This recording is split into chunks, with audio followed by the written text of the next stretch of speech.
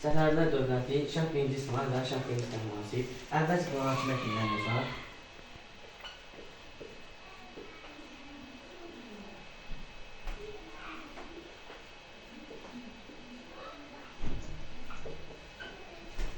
Şah 1-ci İsmayıl adlanması üçün Ərəb İraqının Səfərlər dövlətinə qatılması 1503-cü il Ərəb İraqı Səfərlər dövlətinə birləşdirilmişdir. Bir A variantı uyğundur. Böyük Moğol İmperiyası ilə dostluq əlaqə saxlaması. Biz bilirik ki, Böyük Moğol İmperiyası 1526-cı il yaratılmışdır və bu Şah 1-ci İsmayılın hakimiyyətindən düşmür deyə B variantı çıxılır. Dərbəndə əl keçirilməsi.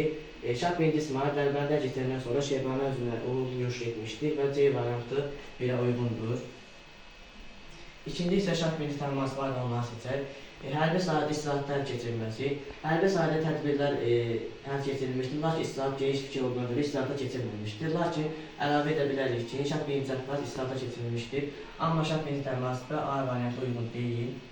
B variantı isə Şirvanşah bəyləbəyinin yaradılması.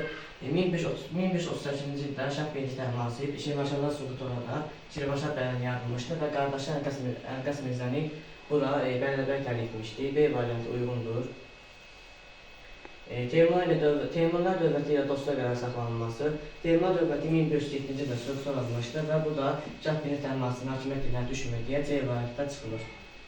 1-ə A, C, 2-yə B, C variantı uyğundur.